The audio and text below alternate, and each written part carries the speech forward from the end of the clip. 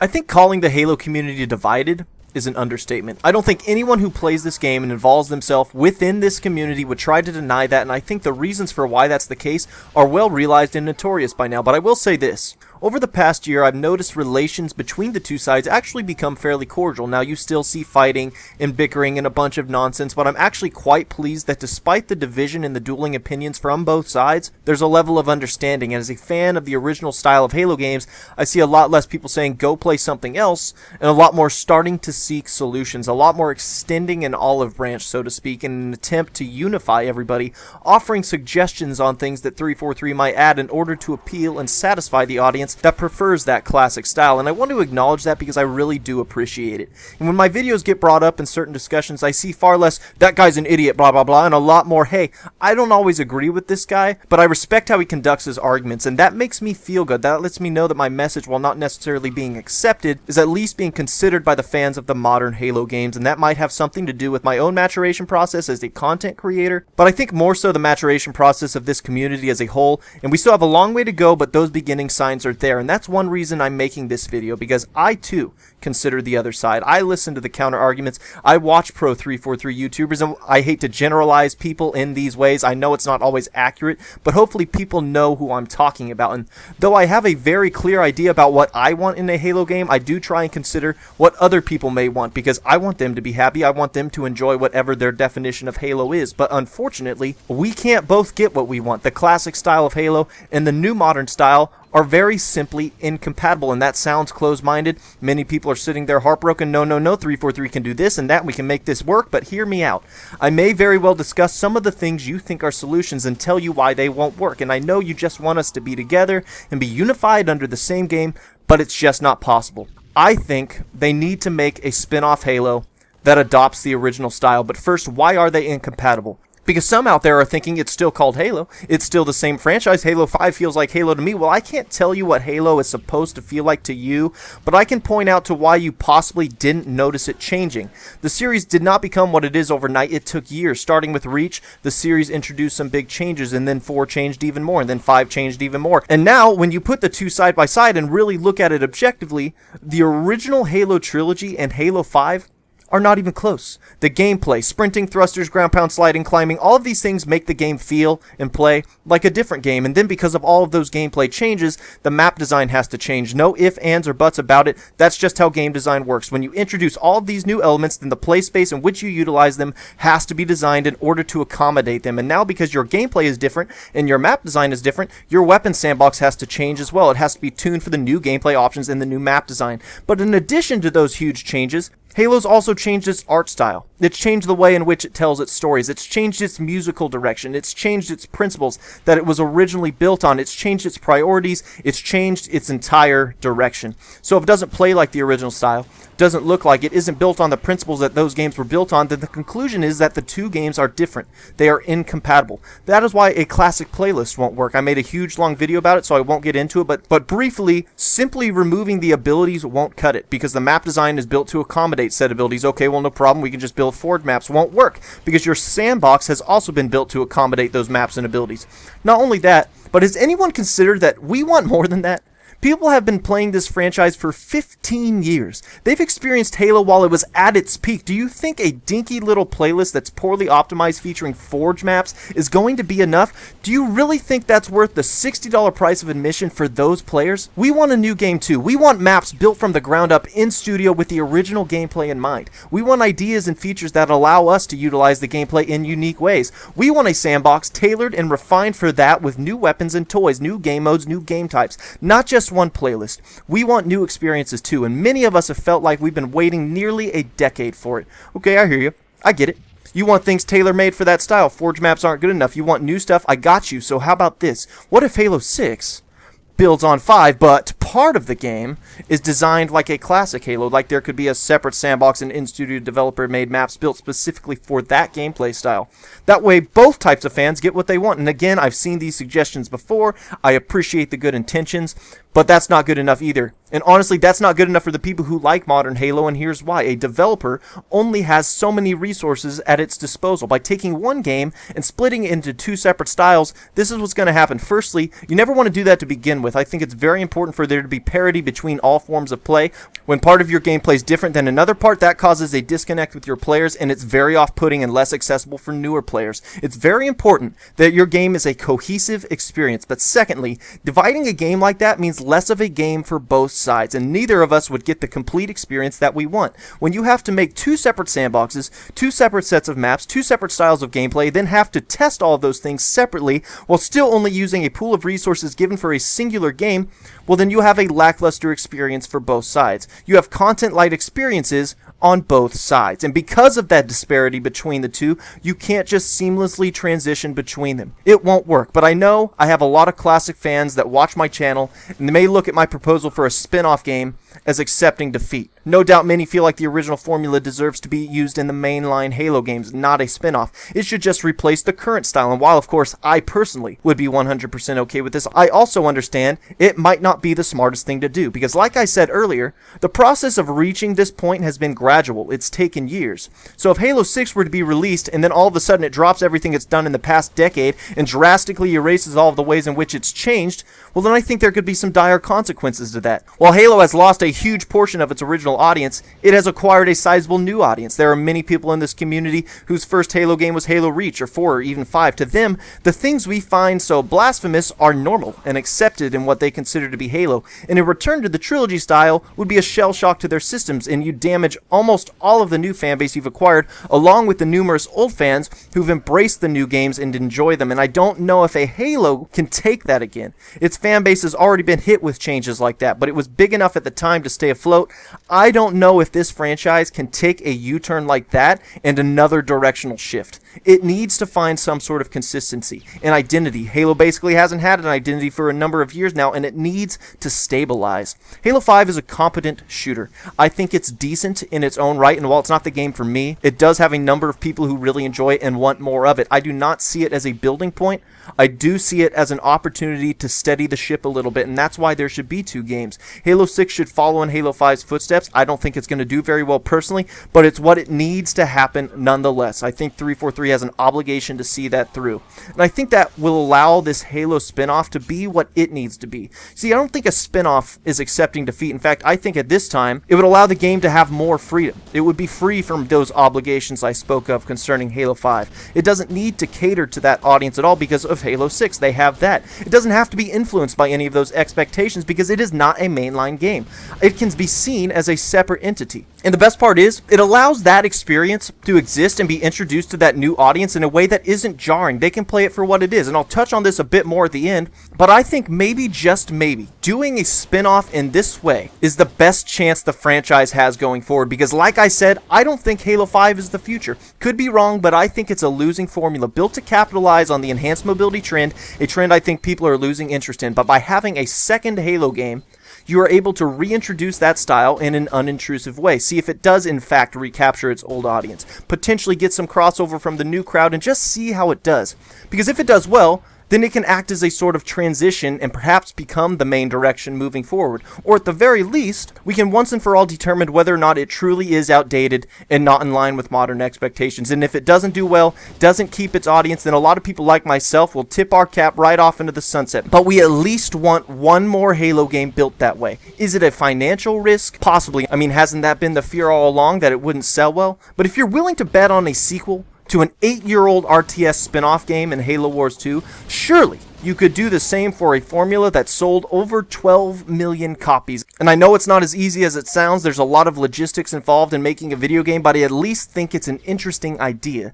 Now I want to address the number one reason I think people would be opposed to this, and that's the two games might split the community even further. And I understand that reasoning. I think it's very valid. You know, if Halo's struggling to get back on its feet, spreading Halo's potential population across two games could be catastrophic. And though this would be mitigated a bit, because I certainly wouldn't release them close to each other, I'd have them a year apart or so, there will certainly be a time where players have to make a choice of which Halo they intend to play more. But I don't think this is an issue, and I'm going to get into my main points I want to make here. I'm going to piss some people off here. You're not going to like it, but it's what I truly believe, and I'm always going to speak my mind regardless if I think it will be a popular opinion. I don't think it will split the community, because I don't think a large portion of the audience that would be interested in a classic Halo game cares even in the slightest about the modern Halo direction. And that's not an all or nothing. No doubt there's people who have played through the franchise's 15-year run and adore Halo 5 and all of its modern mechanics, but I certainly don't think that number is too substantial, and I'll use myself as an example, and this is an opinion. But it's an opinion that countless others share, and I'm just going to lay it out.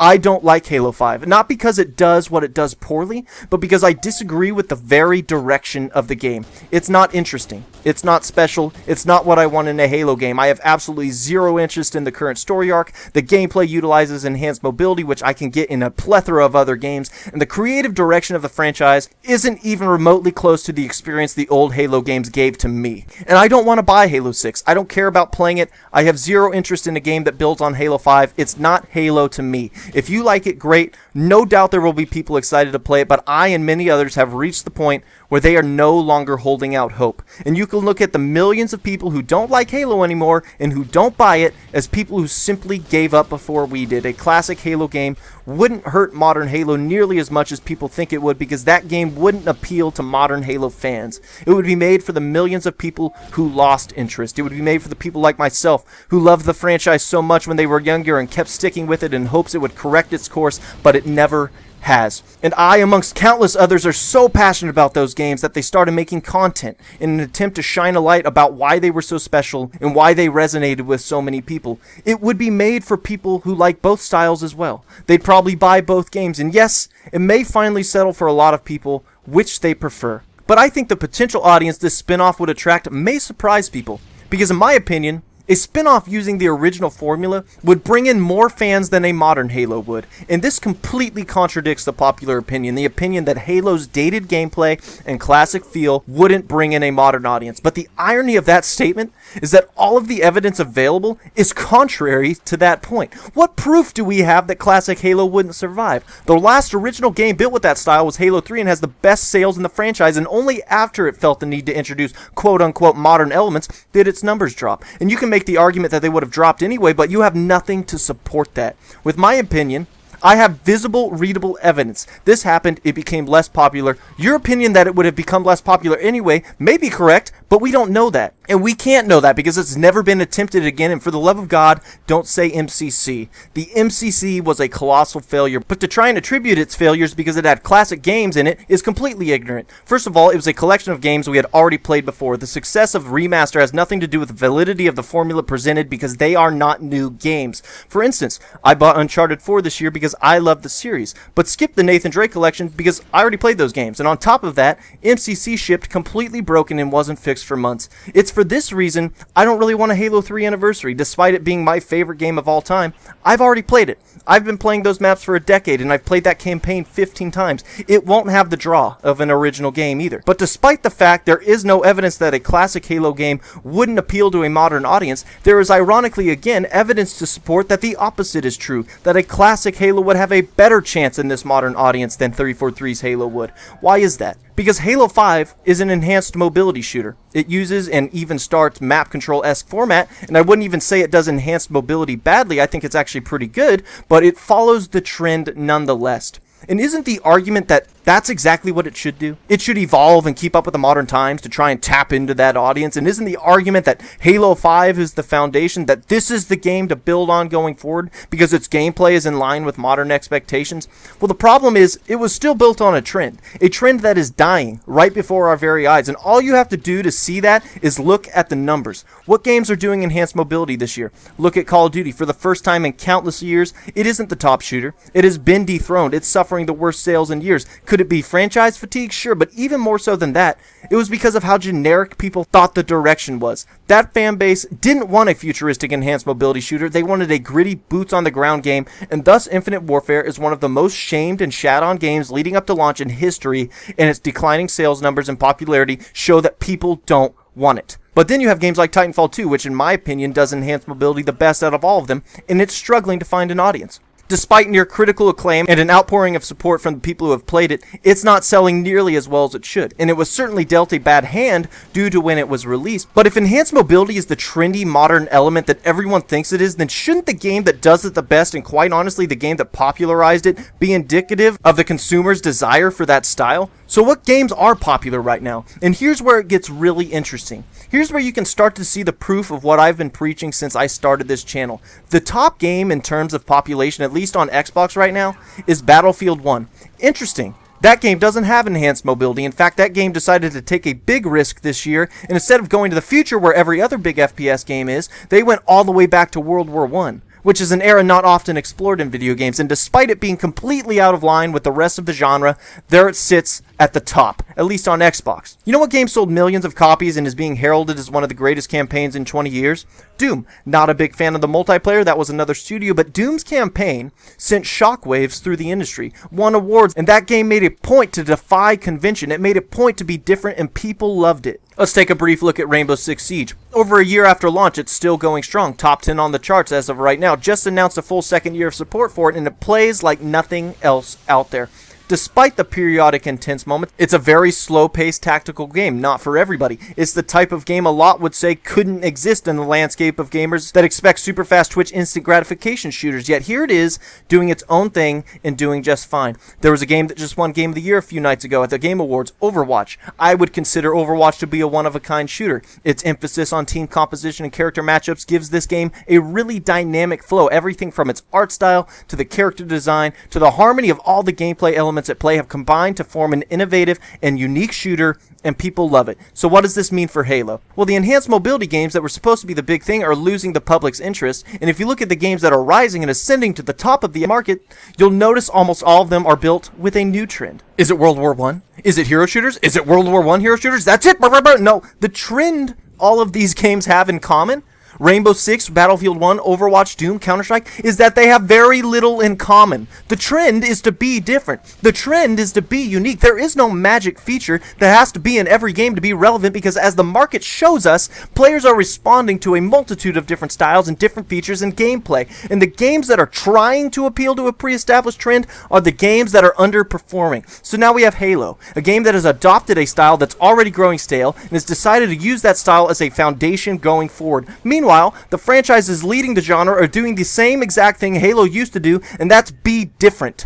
That classic Halo formula was a goldmine. It was easily accessible, but had a fun and addicting learning curve. Its simplicity allowed it to be very modular and adaptable, and thus allowed the complexity of the game to come from how those mechanics interacted with the rest of the experience. It was completely unique. There is no other game in the world that has the same feel those games did, and there's so much more to explore with that style. So now, they've packed up their things and left the goldmine they all had to themselves, and have staked a claim and decided to build a foundation on ground that's just about out of gold. I cannot fathom how anybody out there can look at what's really going on and honestly say that this new direction is what's best for Halo. In fact, I would say that just about all of the evidence out there suggests that this direction will only lead to further decline. What I see in the market are consumers hungry for unique experiences, hungry for variety. Classic golden era Halo would fill a void the market doesn't have, and it would attract people looking for a different kind of game.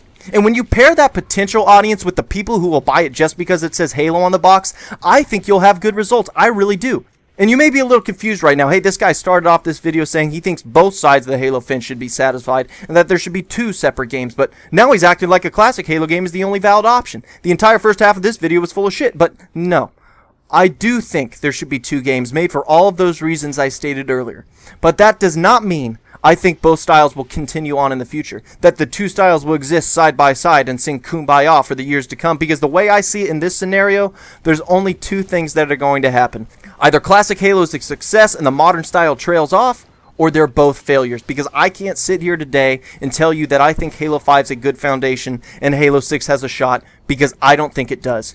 Everything I'm seeing tells me it will do nothing but decline further until it eventually hits total irrelevancy. And it may not be what you want to hear. There's people that swear by this game as the best in the series, but I am absolutely convinced of this. I believe with every fiber in my being that the only chance Halo has is to go in a different direction. And I'm just one guy. I'm just one opinion. I might be wrong, but I don't think I am. And I talk to people all the time that swear up and down that Halo 5 is the future, and who knows, maybe I don't know what I'm talking about and Halo 6 is a massive hit, but I don't think so. I've thought about this extensively and formulated my opinion based on the things I've laid out in this video, and I just have to say, I have no idea how people can use the arguments that they do. When you can look at the success of the games available right now and see the variety of styles that all of them utilize, I don't know how you could sit there and say a game needs any of one thing to be relevant, whether it be sprint, class system, whether it be fast gameplay, twitchy gameplay, or whatever other thing you want to argue, because the games that are popular right now prove you wrong. They're slow games, fast games, games with and without classes, with and without sprint, and neither need to change what they're doing to be like the other. But games have to change, right? And many games have changed over the years and have been well received by critics and fans alike, but contrary to popular belief, I'm not opposed to change. I just want it done right, and I want it done when it's needed. You change to be different. If you're already different, you don't change, and Halo changed when it didn't need to, and I think it deserves at least one more shot to show the world why it was special and why it still is. I do believe a spin-off is the best avenue for this going forward. I think the original Halo games are some of the best, most influential and endearing experiences ever crafted, and I think another one deserves to be made. But make no mistake, this is not a demand from a naive and foolish consumer. I am fully aware you can't poof a video game into existence. It is a grueling process. Games cost tens of millions of dollars to make and utilize the combined workforce of hundreds of people. And I don't want this video to come off as, oh, just make another AAA video game, right? It's not. I swear, I know how complicated the process would be and the logistics involved. So don't take this as me saying get right to it and make a game, because it's not. And honestly, this whole business with a spin-off game is completely secondary to the point I'm really trying to make here. Spin-off or not, I just want people to take a look at some of the things I've laid out with an open mind and to seriously consider that maybe, just maybe, we're not going in the right direction. Till next time.